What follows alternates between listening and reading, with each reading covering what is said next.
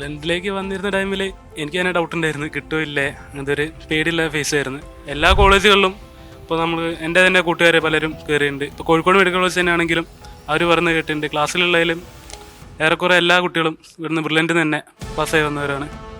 പിന്നെ അതിൻ്റെ ഒരു ഇതിൽ ഇവിടെ തന്നെ വരാമെന്ന് വിചാരിച്ചു. പിന്നെ ഇങ്ങോട്ട് ഇത് എൻട്രൻസ് റിപ്പീറ്റ് ചെയ്യുന്നതിനെ പറ്റി ആലോചിക്കുമ്പോൾ തന്നെ ചോദിക്കുന്നവരെല്ലാവരും ബ്രില്യൻറ്റ് തന്നെ ആണ് സജസ്റ്റ് ചെയ്തത്. പിന്നെ അതുകൊണ്ട് ഇവിടെ പഠിക്കാമെന്ന് വിചാരിച്ചു. എക്സാമിലോട്ട് കയറിയപ്പം ആദ്യം ചെറിയൊരു പേടി ഉണ്ടായിരുന്നു, എങ്ങനെ ക്വസ്റ്റ്യൻസ് എങ്ങനെ ഉണ്ടാവുക ഒന്നും അറിയില്ലല്ലോ.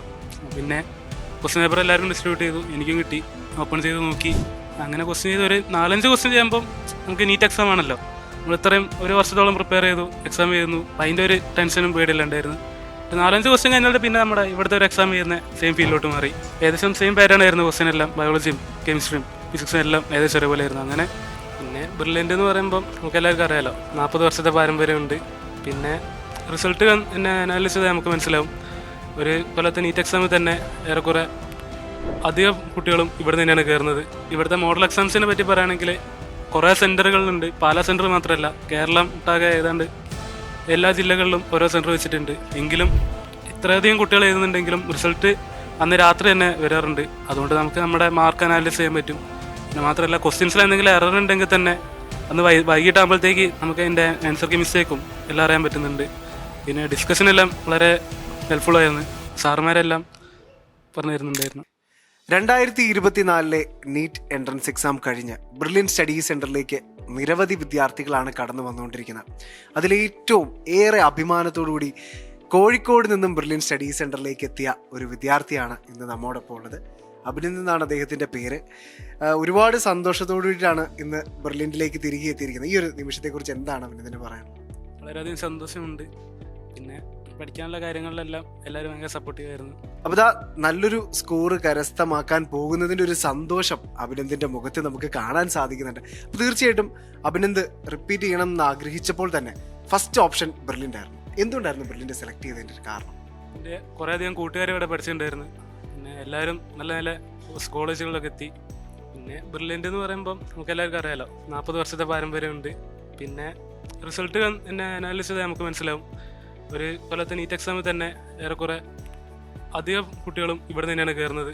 പിന്നെന്താ, എല്ലാ കോളേജുകളിലും ഇപ്പോൾ നമ്മൾ എൻ്റെ തന്നെ കൂട്ടുകാർ പലരും കയറിയിട്ടുണ്ട്. ഇപ്പോൾ കോഴിക്കോട് മെഡിക്കൽ കോളേജ് തന്നെയാണെങ്കിലും അവർ പറഞ്ഞ് കേട്ടിട്ടുണ്ട്, ക്ലാസ്സിലുള്ളതിലും ഏറെക്കുറെ എല്ലാ കുട്ടികളും ഇവിടുന്ന് ബ്രില്യൻറ്റ് തന്നെ പാസ്സായി വന്നവരാണ്.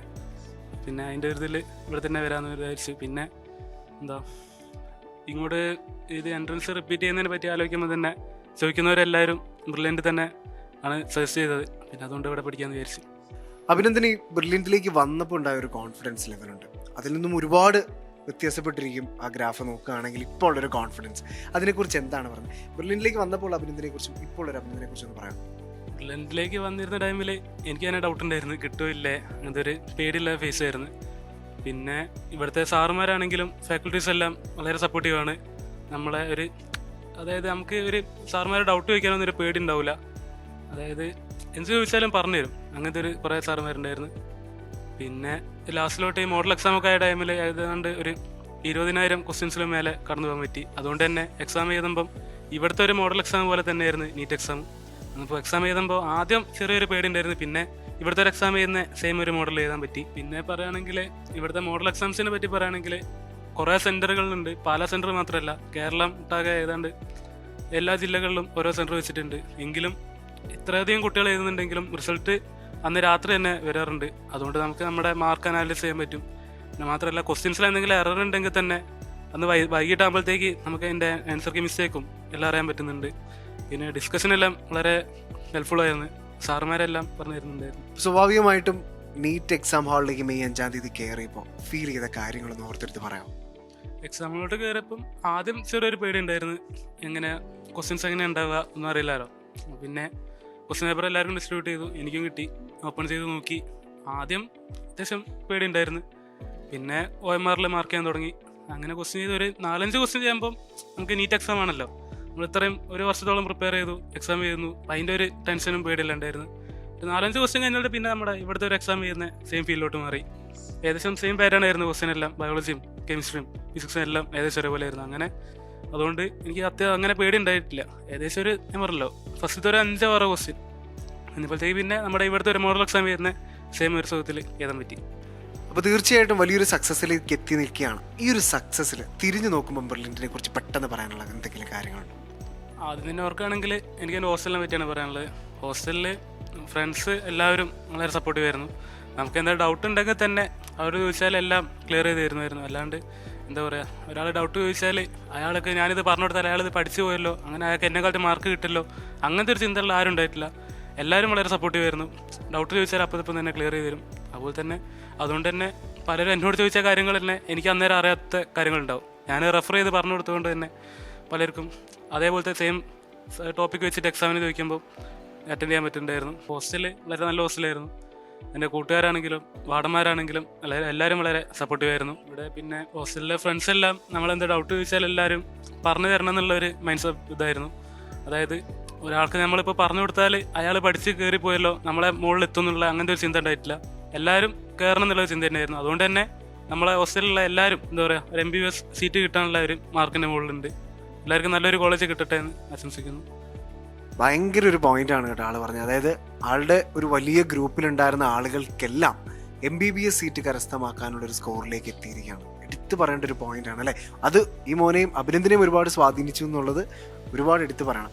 അതുപോലെ തന്നെ ഏറ്റവും പ്രധാനപ്പെട്ട ഒന്നാണ് അഭിനന്ദൻ ഉണ്ടായിരുന്ന ഒരു ക്ലാസ് എന്ന് പറയുന്നത് അല്ലേ. അപ്പം ബ്രില്യൻറ്റിലെ ക്ലാസ്സുകളെ കുറിച്ചൊക്കെ ഒന്ന് പറയാം. ബ്രില്യൻറ്റിൽ എനിക്ക് എൻ്റെ ക്ലാസ്സിനെ പറ്റി പറയുകയാണെങ്കിൽ ഞാൻ Q48 ബാച്ചിലായിരുന്നു. അവിടെ ഏറെക്കുറെ ഒരു എക്സാം എഴുതി കഴിഞ്ഞാൽ ഒരു 60-ലും കൂടുതൽ ആൾക്കാർക്ക് 600 മാർക്കിലും മുകളിൽ ഉണ്ടായിരുന്നു മോഡൽ എക്സാമിലെല്ലാം. അതുകൊണ്ട് തന്നെ ആ ക്ലാസ്സിൽ നമ്മളൊരു മിഡിലെത്തിയാൽ തന്നെ ഒരു MBBSൽ നല്ലൊരു കോളേജ് ഉറപ്പിച്ചാൽ വിട്ടായിരുന്നു. അതുകൊണ്ട് തന്നെ എന്താ പറയുക, നമ്മുടെ ക്ലാസ്സിൽ നമ്മുടെ ചുറ്റുവട്ടത്തുള്ള എല്ലാവരും ഒരേ മൈൻഡ് സെറ്റ് ആയിരുന്നു. എല്ലാവർക്കും പഠിച്ച് ഒരു നല്ലൊരു കോളേജിൽ കയറണം എന്നുള്ളതായിരുന്നു. അല്ലാണ്ട് എന്താ പറയുക, ഇവിടെ വന്ന് വൈബ് അടിക്കുക, വെറുതെ കളിച്ച് നടക്കുക, അങ്ങനത്തെ ഒരു മൈൻഡ് സെറ്റ് ഉള്ള ആരും ഉണ്ടായിരുന്നില്ല. എല്ലാവർക്കും ഒരു നല്ലൊരു കോളേജിൽ കയറണം അവർ മൈൻഡ് ആയിരുന്നു. അതുകൊണ്ട് തന്നെ ഒരേ ലക്ഷ്യവുമായി ബെർലിനിലേക്ക് എത്തി അല്ലെ. ഒരു ക്ലാസ്സിലെ മുഴുവൻ വിദ്യാർത്ഥികൾ അല്ലെങ്കിൽ ഭൂരിഭാഗം വിദ്യാർത്ഥികൾ നല്ലൊരു സ്കോർ കരസ്ഥമാക്കുന്നത് കാണുമ്പോൾ തന്നെ നമുക്കൊരു ഇൻസ്പിറേഷനാണ്. ഇത് തന്നെയാണ് ബെർലിനിലെ മറ്റെല്ലാ ഇൻസ്റ്റിറ്റ്യൂട്ടിൽ നിന്ന് വ്യത്യസ്തമാകുന്നത് അല്ലേ. അതെ അതെ അതെ. മോനെ പോലെ തന്നെ ഈ ഒരു ലക്ഷ്യവുമായിട്ട് അല്ലെങ്കിൽ MBBS എന്ന ലക്ഷ്യത്തിലേക്ക് പ്രവേശിക്കണം, നീറ്റ് എന്ന കടമ്പ കടക്കണം എന്നൊക്കെ ആഗ്രഹിച്ചു വരുന്ന ഒരുപാട് വിദ്യാർത്ഥികളുണ്ട്. അവരോട് എന്തുകൊണ്ട് ബ്രില്യൻറ്റ് തിരഞ്ഞെടുക്കണം എന്നുള്ളതിനെ കുറിച്ച് മോൻ എന്താ പറയാനുള്ളത്? ബ്രില്യൻറ്റ് എന്തുകൊണ്ടെന്ന് വെച്ചാൽ നമുക്ക് പഠിക്കണം ഇന്ന് കോളേജിൽ കയറുന്ന ഒരു ലക്ഷ്യം ഉണ്ടെങ്കിൽ അതിനെല്ലാത്തിനും ബ്രില്യൻറ്റ് നമുക്ക് സപ്പോർട്ടാണ്. ഇപ്പോൾ പറയുകയാണെങ്കിൽ ഞാൻ എൻ്റെ ഹോസ്റ്റലിൽ ഇവിടെ തൊട്ടടുത്തായിരുന്നു. അതുകൊണ്ട് തന്നെ നമുക്ക് രാത്രി കാലങ്ങളിൽ, അതായത് എക്സാം അടുത്തിരുന്ന ടൈമിൽ രാത്രി ഫുൾ ടൈം 24/7 റെഫറൻസിന് സൗകര്യം ഉണ്ടായിരുന്നു. അതായത് ഇപ്പോൾ രാത്രി പഠിക്കേണ്ടവർക്ക് ഹോസ്റ്റലിൽ ഇരുന്ന് പഠിക്കാൻ പറ്റിയില്ലെങ്കിൽ ക്യാമ്പസിൽ വരിക, ക്യാമ്പസിൽ അതിനുള്ള സൗകര്യം ഉണ്ടാവും. അതിപ്പോൾ രാത്രി 1 മണിയോ 2 മണിയോ 3 മണിയോ എന്തിന്, എൻ്റെ ഹോസ്റ്റലിലുള്ള പലരും രാത്രി വന്നിട്ട് രാവിലെ 2 മണിക്കും 3 മണിക്കൊക്കെ തിരിച്ച് പോകുന്നവരുണ്ടായിരുന്നു. അപ്പോൾ അതുകൊണ്ട് തന്നെ നമുക്ക് പഠിക്കണം എന്നുള്ളൊരു ഇതുണ്ടെങ്കിൽ ബ്രില്യൻറ്റ് നമുക്ക് എല്ലാത്തിനും സപ്പോർട്ടാണ്. ബ്രില്യൻറ്റ് ഒരു ഹിസ്റ്ററി ഉണ്ട്, അത് തന്നെയാണ് ബ്രില്യൻറ്റിന് ഒരു, അതായത് നമ്മളിപ്പം അറിയാലോ, ഒരു ബിൽഡിംഗ് ഉണ്ടാക്കുമ്പോൾ ബിൽഡിങ്ങിന് ഒരു നല്ലൊരു ബേസ് വേണം, എങ്കിലേ സ്ട്രോങ് ആയിട്ട് നിൽക്കുള്ളൂ. അതേപോലെ തന്നെ ബ്രില്യൻറ്റ് പറയുമ്പോൾ ബ്രില്യൻറ്റ് ഒരു പാസ്റ്റ് ഉണ്ട്. അപ്പോൾ പെട്ടെന്ന് ഒരു ദിവസം പൊട്ടി മുളിച്ചിട്ടുണ്ടായതല്ല, കാലങ്ങളായിട്ട് എന്താ പറയുക ഈ ഫീൽഡിലുണ്ട്. പിന്നെ നോക്കുകയാണെങ്കിൽ ഈ വർഷം തന്നെ തമിഴ്നാട് തന്നെ ഒരു സംസ്ഥാനത്ത് തന്നെയുള്ള കുട്ടികളിലും വെച്ച് നോക്കുമ്പോൾ ആ സംസ്ഥാനത്ത് 600 കൂടുതൽ മാർക്കുള്ള കുട്ടികളെക്കാൾ കൂടുതൽ സൗത്ത് ഇന്ത്യയിൽ നമ്മുടെ ബ്രില്യൻറ്റ് സ്ഥാപനത്തിൽ തന്നെ അത്രയും കുട്ടികളുണ്ട്. അപ്പം കഴിഞ്ഞ വർഷത്തെ റിസൾട്ട് തന്നെ അതിനൊരു എക്സാമ്പിളാണ്. അതായത് അഭിനന്ദ് പറഞ്ഞത് കഴിഞ്ഞ വർഷത്തെ തമിഴ്നാട്ടിലെ റിസൾട്ടിനെ അപേക്ഷിച്ച് നോക്കുമ്പോൾ അതിൻ്റെ ഇരട്ടി ബ്രില്യൻറ്റ് എന്നൊരൊറ്റ സ്ഥാപനത്തിൽ നിന്നുണ്ട് അല്ലേ. അതിനെക്കുറിച്ചിട്ടാണ് അഭിനന്ദ് പറഞ്ഞത്. ഓക്കെ. അതുപോലെ തന്നെ ഈ വർഷവും എന്താ പറയുക, നമ്മൾ റിസൾട്ട് നോക്കുകയാണെങ്കിൽ മറ്റുള്ള പല ഫേമസ് ആയിട്ടുള്ള ഇൻസ്റ്റിറ്റ്യൂട്ടുകളിലും ഓൾ ഇന്ത്യയിലുള്ള റിസൾട്ടിനെക്കാളും കൂടുതൽ തന്നെ നമ്മുടെ ഇവിടെ ബ്രില്യൻറ്റിൽ മാത്രമായിട്ടുണ്ട് സൗത്ത് ഇന്ത്യയിൽ.